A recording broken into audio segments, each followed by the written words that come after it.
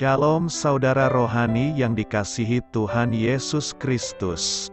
Selamat datang di channel Saudara Rohani, channel yang memberikan renungan rohani Kristen. Selamat pagi, saya berdoa agar saudara sehat selalu. Semoga Roh Kudus hadir di tengah kita saat ini. Selamat datang di renungan rohani pagi hari ini. Sebelum kita mulai renungan pagi ini, marilah kita bersama-sama berdoa. Tuhan Yesus, terima kasih sudah membangunku pagi hari ini. Terima kasih atas penyertaan dan perlindungan Tuhan. Semua karena karunia Tuhan, kalau aku boleh menghirup udara segar dan menjalani aktivitasku seperti biasanya. Aku menyerahkan seluruh aktivitasku hari ini ke dalam kuasa tangan Tuhan. Jauhkanku dari yang jahat, ya Tuhan. Tuhan Yesus, tolong lindungi dan berkati aktivitasku hari ini. Tolong berkati juga keluarga dan teman-temanku. Ampunilah segala dosa kami, ya Tuhan. Dalam nama Tuhan Yesus, aku sudah berdoa. Amin. Sahabat saudara rohani, pembacaan ayat emas Alkitab renungan kita hari ini terambil dari Yeremia 17 ayat 5-8. Beginilah firman Tuhan, terkutuklah orang yang mengandalkan manusia, yang mengandalkan kekuatannya sendiri, dan yang hatinya menjauh daripada Tuhan. Ia akan seperti semak bulus di padang belantara. Ia tidak akan mengalami datangnya keadaan baik. Ia akan tinggal di tanah angus di padang gurun, di negeri padang asin yang tidak berpenduduk. Diberkatilah orang yang mengandalkan Tuhan, yang menaruh harapannya pada Tuhan. Ia akan seperti pohon yang ditanam di tepi air, yang merambatkan akar-akarnya ke tepi batang air, dan yang tidak mengalami datangnya panas terik, yang daunnya tetap hijau, yang tidak khawatir dalam tahun kering, dan yang tidak berhenti menghasilkan buah. Judul renungan kita hari ini adalah Tertanam dalam Allah. Angin mempermainkan bunga-bunga lilac, dengan kalimat pembuka dari puisi tentang musim semi berjudul Mei itu, penyair Sarah Tisdale menggambarkan semak-semak lilac yang bergoyang ditiup angin. Namun, sebenarnya Tisdale sedang meratapi cintanya yang telah berlalu, sehingga nada puisinya pun berubah muram. Tanaman lilac di pekarangan rumah kami juga pernah menghadapi tantangan. Setelah tumbuh rimbun dan cantik, lilac-lilac kami ternyata dibabat habis oleh tukang kebun. Saya menangis. Namun, 3 tahun kemudian setelah semaknya meranggas, berjamur, dan tak kunjung saya siangi, tanaman yang tangguh itu tumbuh kembali. Rupanya, tanaman lilac itu hanya membutuhkan waktu untuk berbunga kembali, dan saya hanya perlu menantikan apa yang tidak dapat saya lihat sebelumnya. Alkitab bercerita tentang tokoh-tokoh yang menanti dengan iman di tengah kesulitan. Nuh menanti datangnya hujan. Kaleb menunggu 40 tahun untuk menetap di tanah perjanjian.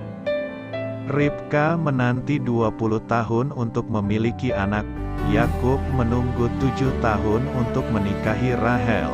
Simeon terus menanti-nanti untuk melihat bayi Yesus. Pada akhirnya, kesabaran mereka pun terjawab. Sebaliknya, siapapun yang mengandalkan manusia akan seperti semak bulus di padang belantara. Penyair Tisdale menutup puisinya dengan murung. Aku melewati musim dingin, tulisnya. Namun, diberkatilah orang yang mengandalkan Tuhan, ujar Yeremia dengan gembira. ia akan seperti pohon yang ditanam di tepi air. Orang percaya kokoh tertanam di dalam Allah, Dialah yang berjalan bersama kita melewati beragam kesenangan dan kesulitan hidup ini. Marilah kita renungkan.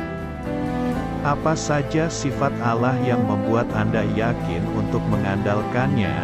Bagaimana cara Anda untuk tertanam semakin dalam pada tanahnya yang memberikan keteguhan?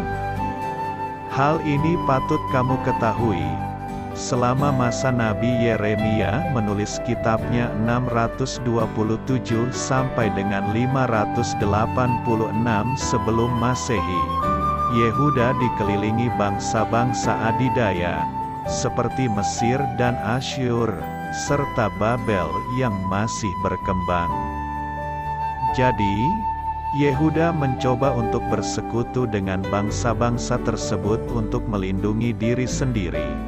Namun, Allah ingin umatnya mengandalkan Dia untuk kekuatan dan keamanan mereka. Dalam Yeremia 17 ayat 5-8, Sang Nabi menerangkan perbedaan tajam antara mereka yang mencari pertolongan manusia dan mereka yang sepenuhnya percaya kepada Allah. Ia memakai 3 perumpamaan untuk menggambarkan nasib mereka yang berpaling dari Allah: hayat semak bulus di padang belantara, tanah hangus di padang gurun, dan negeri padang asin yang tidak berpenduduk. Hidup orang-orang itu akan terasa kering, sepi, dan layu. Namun, seperti dinyatakan pemazmur di Mazmur 1 ayat 3, mereka yang mengandalkan Allah akan seperti pohon yang ditanam di tepi aliran air, yang menghasilkan buahnya pada musimnya, dan yang tidak layu daunnya. Marilah kita renungkan, sahabat saudara rohani, demikianlah renungan firman Tuhan pagi hari ini. Semoga menjadi berkat menjadi hidup kita. Dan sebelum kita memulai segala aktivitas kita pagi hari ini, marilah kita berdoa. Selamat pagi Bapa, malam hari telah berganti pagi. Kehidupan baru telah Engkau berikan kembali bagi kami. Bukan karena kami pantas atau layak, namun karena kasih karunia-Mu kami boleh ada, sebagaimana kami ada di pagi hari ini. Terima kasih Tuhan, atas kesempatan baru yang telah Tuhan berikan kepada kami, untuk bisa memperbaiki diri agar kami bisa lebih layak di hadapan-Mu.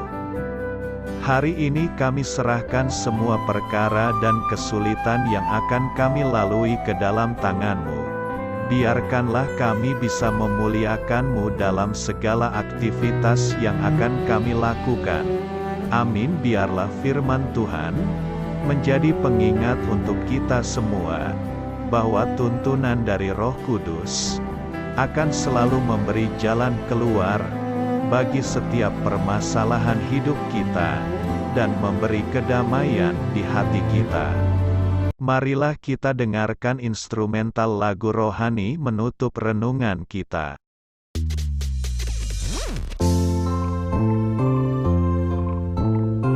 Musik ini dibuat oleh saudara rohani.